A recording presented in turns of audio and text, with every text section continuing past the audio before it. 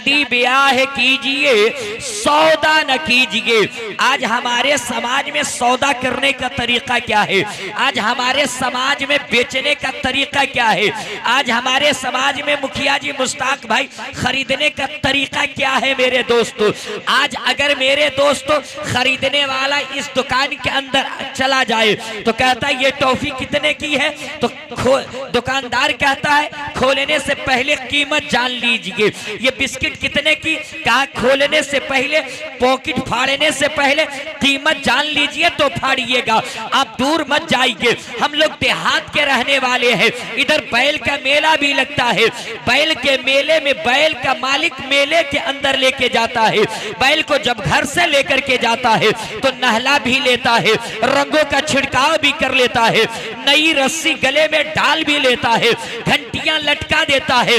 घंटियां जब बैल चलने लगता है तो रास्ते भर घंटियां टन टुन टुन टन टन टुन करती चलती है। सुनने वाला देख करके कहता है बैल बिकाऊ जा रहा है, मेले का बैल जा रहा है। एक ऊंची जगह पे बैल का मालिक लेके खड़ा हो गया है। आ गए पैकर साहब, कहा जनाब आपका बैल यहाँ काहे को लाए हैं? कहा बेचने के लिए लाया हो। कहा कितने में बेचिएगा? कहा इसकी कीमत जानने से पहले, रेट जानने से पहले इसकी क्वालिटी जान लीजिए, इसका हुनर जान लीजिए। ये वो मेरा बैल है जो टायर में जोता जाता है, ये दाता हुआ भी है, इससे हल भी जोता जा सकता है। इसकी कीमत 60,000 रुपये है। अल्लामा पैकर साहब ने कहा जनाब इतना महंगा बैल नहीं खरीद पाऊंगा।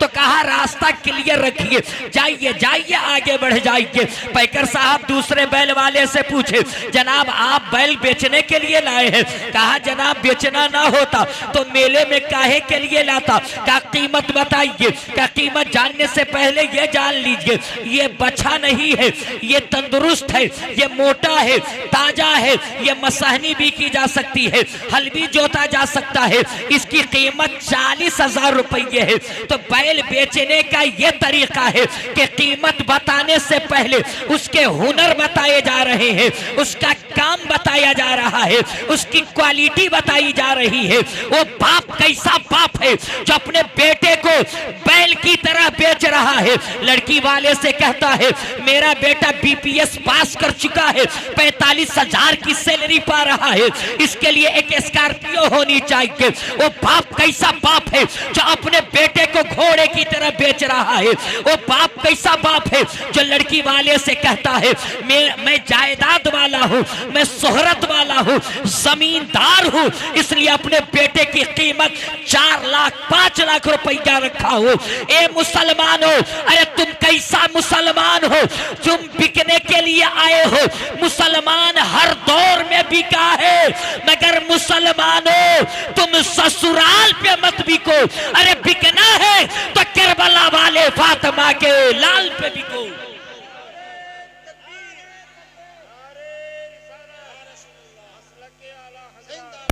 माशाअल्लाह माशाअल्लाह।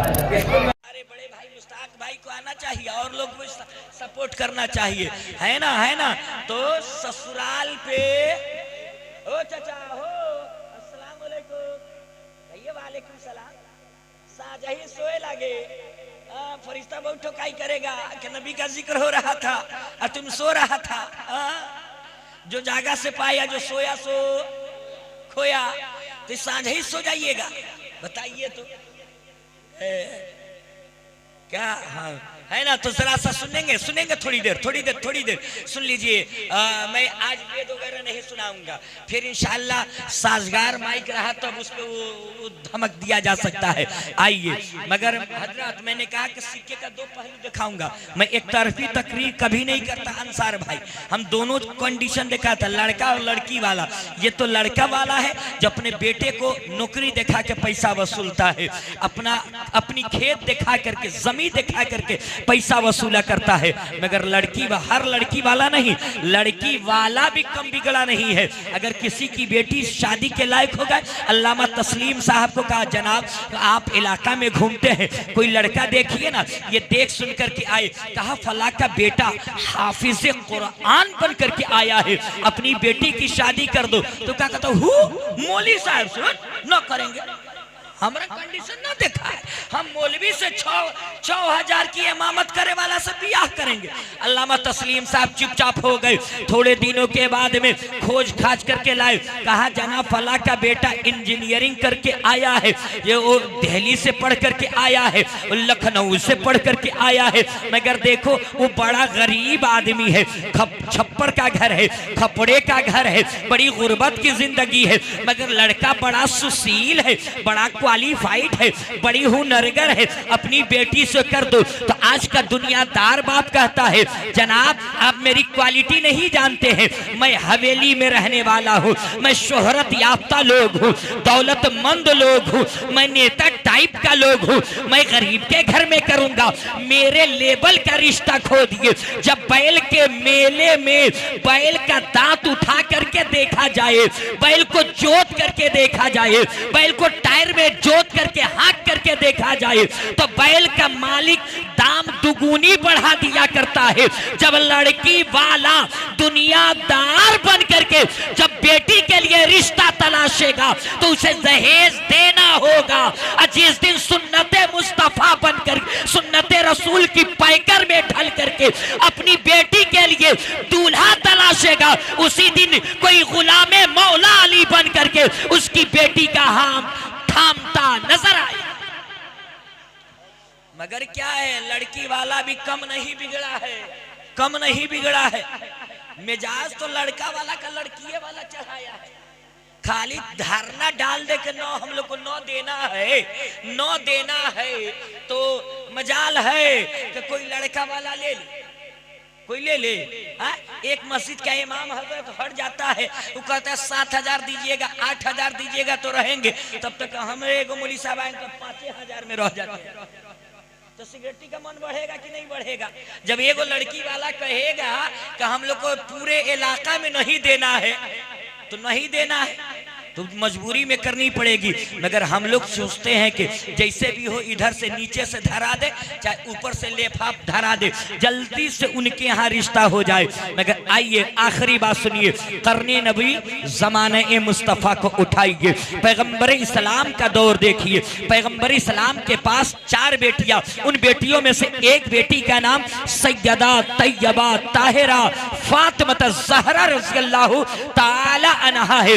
जब फातिमा शादी के लिए शादी के लायक हो गई, मेरे दोस्तों, हर बाप की ख्वाहिश होती है, हर भाई की ख्वाहिश होती है कि मेरा होने वाला बहनोई दौलतमंद हो, पैसा वाला हो, रुपया वाला हो, जायदाद वाला हो। हर बाप की ख्वाहिश होती है कि मेरा मिलने वाला दामाद मुखिया जी का बेटा हो, दुखिया जी का बेटा हो, विधायक जी का बेटा हो, MP का बेटा हो। ये हर बाप भाई की, हर बाप भाई की चाहत होती है ना भाई, हर भाई।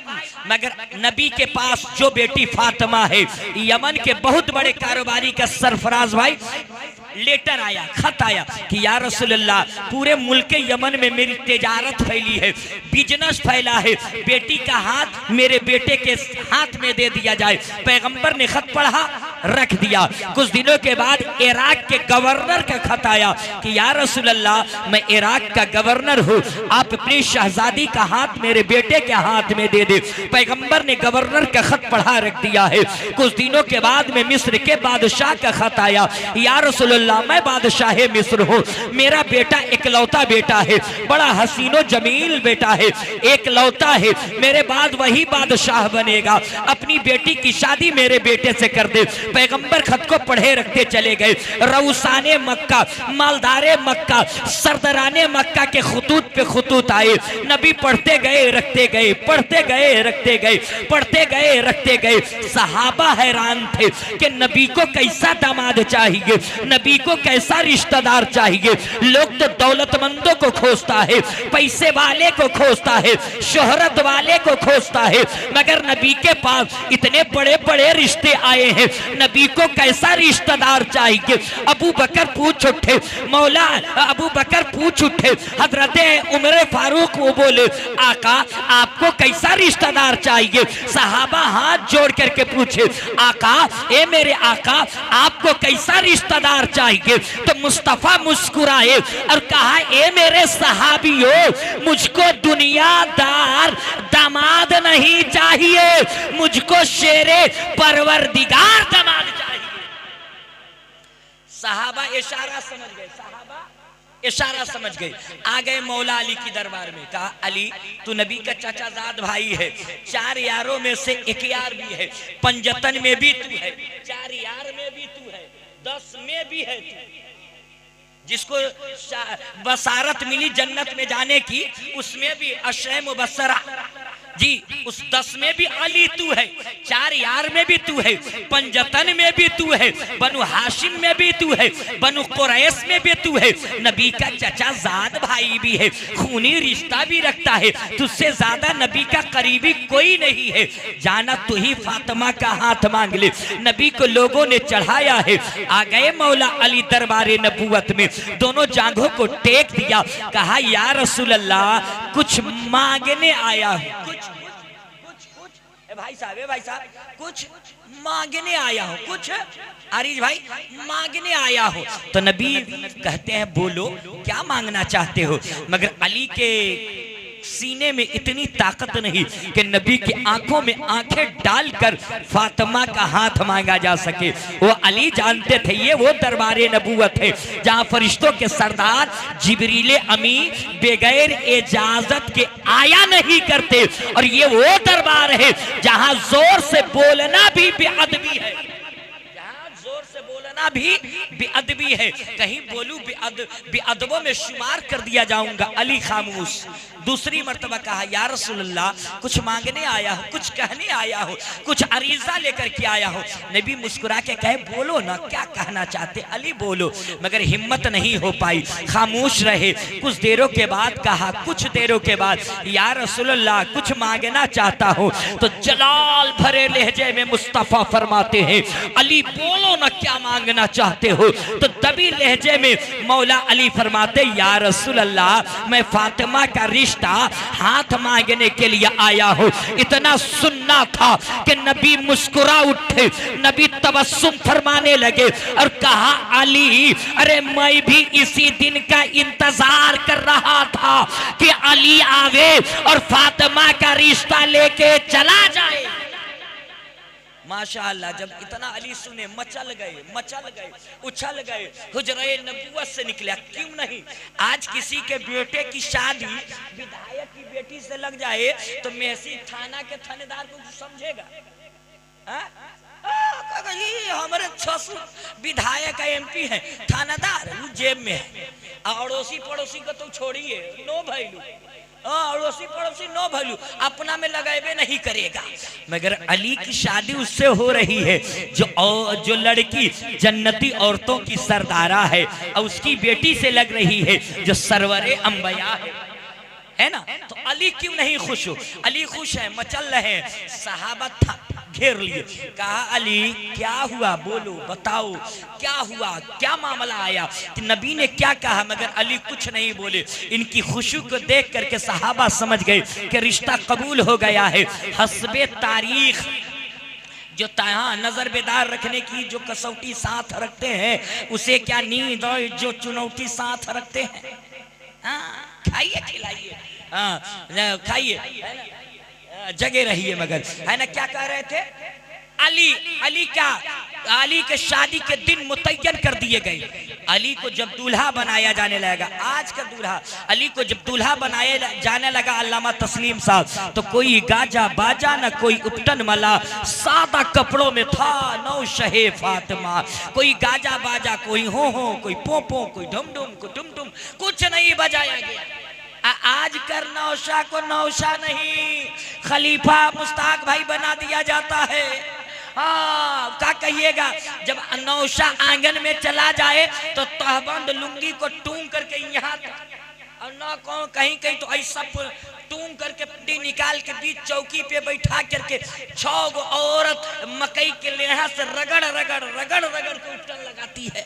ऐसा लगता है कि बम्बे से जो नौशा आया है 3 महीना से नहाया नहीं। क्या कहिएगा उस और वो औरतें जो रहती हैं 6 जिला की 6 गांव की, जो नात याद है पैकर भाई की, पैकर भाई को जो नात याद है हमको याद नहीं है, जो अल्लामा तस्लीम साहब को याद है हमको नहीं है, जो हमको याद है वो अल्लामा रुस्तम साहब को नहीं है। मगर जो आंगन में औरत जो खड़ी रहती है 1 दर्जन, एक मैसी वाली कहेगे हो तो चौकियों वाली को हो, बेसुर ताल की गाती है। हाँ, एक स्टार्ट हुई तो पूरा स्टार्ट हो जाती है। मेरे दोस्तों हंस के जुमले को मत टालिए। जब औरतें जोर से कुरान नहीं पढ़ सकती है तो क्या औरत जोर से गाना गा सकती है? नहीं गा सकती है ना? तो इससे परहेज करनी चाहिए, है ना? मगर क्या कहिएगा, आजकल नौशा को नौशा नहीं खलीफा, और पहले के जमाने में थोड़ा सा खैर था। अब नौशा को नौशा जब बनाया जाता है तो शिरवानी में हैरानी, गर्मी का मौसम हो तो शिरवानी में हैरानी, हैरानी में परेशानी, परेशानी में पसीना पसीना। और जब वो पहले के जमाने में पैगर भाई का ब्याह हुआ ना हो, वही ना हो या ना, इसमें भी शादी हुई, विवाह है, वो हमारे हिंदी लफ्ज हम बोलते बोलते और विवाह कर रहे हैं। विवाह में हमारे यहाँ भी जब निकाह जब होता है ना, शादी होती है तो 4 आयते करीमा गालिबन पढ़े जाते हैं ना इरशाद भाई। और हमारे बिरादरे वतन के यहाँ जब बर और वधू, लड़का और लड़की जब अग्नि का फेरा अल्लामा तस्लीम साहब लगाते हैं तो उनके यहाँ भी 4 ही मंत्र पढ़े जाते हैं। वो मंत्र ये है, ओम भूर्भुवः स्वाहा, ओम कुरुकुरु स्वाहा, ओम देव स्वाहा, ओम मंगलम स्वाहा। मेरे दोस्तों वक्त की बड़ी तंगी है, मगर आ जाइए नौशा को इसी तर्ज में, नौशा को नौशा नहीं, नौशा को तो खलीफा बना दिया जाता है। क्या कर दिया जाता है? खलीफा बना दिया जाता है। और शिरवानी पहना करके पैकर भाई अल्लामा तस्लीम साहब के जमाने में जब ये दूल्हा बने होंगे तो खैर था कि पगड़ी बांधी जानी थी। पगड़ी बांधना सुन्नत है, मगर आजकल बाजार से अलाउद्दीन खिलजी की टोपी, ऐसा लगता है दादे के सर की टोपी पोते के सर में ढीली पहना दी जाती है, और पहना करके ऐसा लगता है कि जैसा कि चिड़िया खाना से किसी को पकड़ के लाया गया हो। इस तरीके से आंख में इतना मोटा काजल लगा करके इतना बड़का थम्सम की तरह बोतल निकालेगा, अब मारेगा इधर से इधर मारेगा, नौशा फुर स्प्रे, अब पूरे बदन को खराब कर लेता है, नापाक कर लेता है। मेरे दोस्तों आपको जब स्प्रे ही मारना है तो अल्कोहल फ्री अतर लगाइए, और वो टोपी अलाउद्दीन खिलजी की टोपी नहीं, नबी की सुन्नत समझ करके साफा और पगड़ी बांध करके घर से दूल्हा बन के निकलिए। मौला अली को जब दूल्हा बनाया गया, मौला अली जब दूल्हा बन गए तो मेरे दोस्तों मस्जिद नबी में आ गए। आज हमारी शादी मेरे दोस्तों मस्जिदों में नहीं होती, जिसके लिए बुराइयां बढ़ गई है। क्या है, दरवाजे पे आज अल्लाह का फजल के इलाका कुछ हम लोग का बचा है, नहीं तो मेरे दोस्तों इलाकों में जाइए कि दरवाजे पे ऑर्केस्ट्रा नचाता रहता है। मेरे दोस्तों बड़ा गजब का माहौल देखने को मिलता है मोहल्लात के अंदर। मेरे दोस्तों मौला अली जब दूल्हा बन गए, मस्जिद नबवी के अंदर आ गए, खजूर की टूटी हुई चटाई है, सहाबा कराम का एक जम्मे गफीर है, सहाबा जमा बराती बन के नहीं आए, सहाबा जो इकट्ठा हुए हैं बराती बन करके नहीं आए, सहाबा जो इकट्ठा हुए हैं इस नियत से आए हैं कि आज देख लिया जाए कि अली की शादी किस तर्ज अमल पे होती है, उसी तर्ज अमल पे अपने बेटों की शादी की जाएगी। और मस्जिद नबी की टूटी हुई चटाई है, मौला अली बैठे हैं, साहबा कराम की जम्मे गफीर है। मेरे मुस्तफ़ा खुतबा निकाह पढ़ाने लगे, खड़े हो गए खुतबा देने के लिए। रब फरमाता है सिदरतुल मुंतहा के मकी, ए ताईर सिदरा, ए बुलबुले सिदरा, ए मकीने सिदरा, ए फरिश्तों के सरदार, ए जिब्रीले अमी, अब मदीने की गलियों को झांक और झांक के देख और बता के कैसा लग रहा है। जिब्रील ने झांका, कहा ए मेरे रब, आज से पहले मेरी नजरों ने इस तरीके के माहौल न देखे। बड़े अच्छे लग रहे हैं, बड़े सुनहरे लग रहे हैं, बड़े प्यारे लग रहे हैं। रब की रहमत जोश में आई और रब फरमाता है ए जिब्राइल, जा जन्नत में चला जा, मैंने एक पेड़ लगाया है जिस पेड़ का नाम तूबा दरख्त है, उसको जोर से पकड़ के हिला दे और जितने पत्ते झड़ेंगे उन पत्तों को ले ले और अली और फातिमा की शादी में जितने लोग तशरीफ लाए हैं उन्हें जन्नत में जाने का टिकट दे दिया जाए, जन्नत में जाने के मुझसे सुना दिए जाए। मगर आज हमारी शादी में मुस्ताक भाई क्या कहिएगा, बराती कम बिगड़ा नहीं है। लड़का वाला क्या गर्दन तक खा लेता है, स्कॉर्पियो में बैठ जाएगा, गर्मी का अगर सीजन है तो कह गए भैया एसी चलावा ना, तेल ना दे ले हवा ना चला, तो रास्ता भर ड्राइवर से हुज्जत करते चलता है। कहेगा चाचा जो है ना लड़का का बखील आदमी है, देखिए तो 200 रुपया ज्यादा दे देता तो क्या होता, हम लोग एसी वाली गाड़ी में जाते। पूरे रास्ता भर लड़का के बाप की, पूरे खानदान की शिकायत करता जाता है।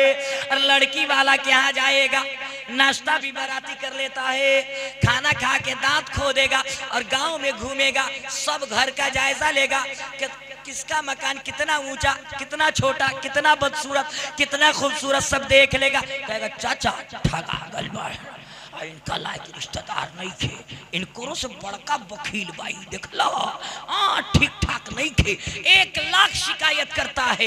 कुरान फरमाता है वला यग़तबादकुम बादन अयुहिब्बु अहदकुम अय्याकुल लहमन अखी मैतन फकरिहतुमुहु।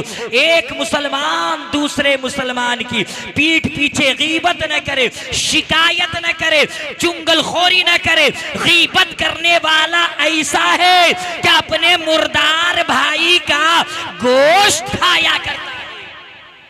तो आप बराती एक तो लड़की वाले के दरवाजे पे कम लेके जाइए, क्या लेके, बराती ले जाने का सबूते ना है।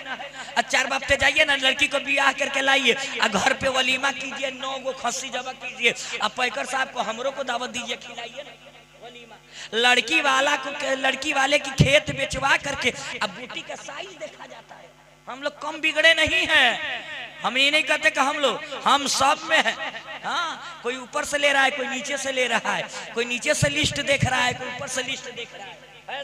हाँ, तो इसलिए हम लोगों को दुरुस्त करना होगा, समाज को शरीयत इस्लाम की तरफ लाना होगा।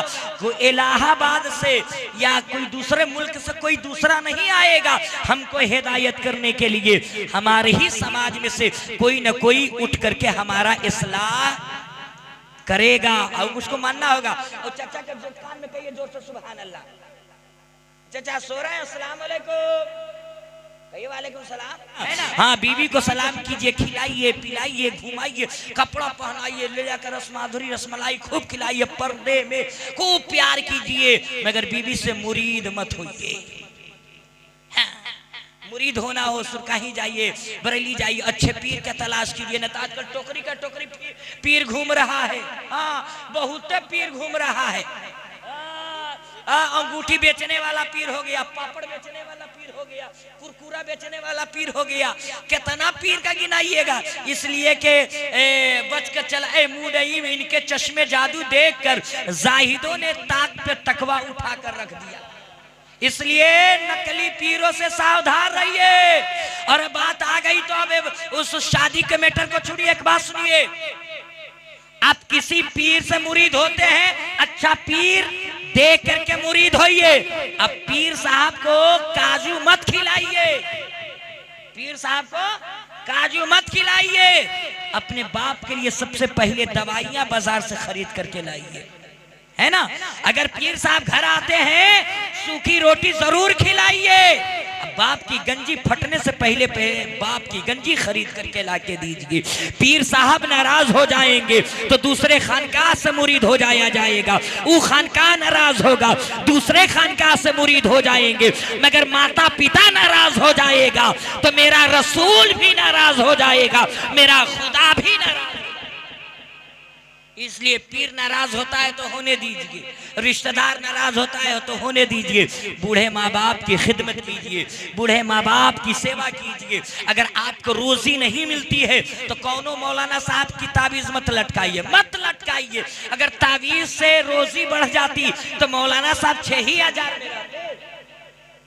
ऐसे तो बोलिए ना, 6,000 में रहते, सारा बिल्डिंग उनके नाम रहता।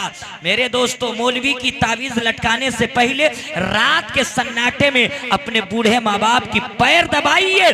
जब वो खुश हो जाएं तो कहिए अम्मा अब्बा जरा मेरी रोजी के लिए दुआ कर दो। और रात के सन्नाटे में उस ज़ईफ माँ की हाथ उठ गए और जुबान से सिर्फ ये अल्फाज निकल गए, परवरदिगार मेरे लाल की रोजी में बरकत दे दे। तो उस माँ की दुआ बाबे इजाबत से टकराएगी, रोजी कदम चूमता नजर आएगी, है ना। इसलिए माँ बाप को खुश रखिए, माँ बाप को राजी रखिए। माँ बाप राजी है तो सब राजी है। अब पीर साहब को 500 लुंगी पहना दीजिए, अब पीर साहब कल चले जाएंगे काजू मुनक्का खा करके, माँ बाप नाराज रहेगा तो पीर साहब मैदानी महशर के दिन नहीं बचाएंगे, नहीं बचाएंगे। हाँ, आप खाने काबा से हज के आइए, मदीना शरीफ से आइए, कहीं से आ जाइए, आपका पीर आपकी शफाअत नहीं कर सकता है जब तक आपके बूढ़े माँ बाप अगर आपसे नाराज हैं।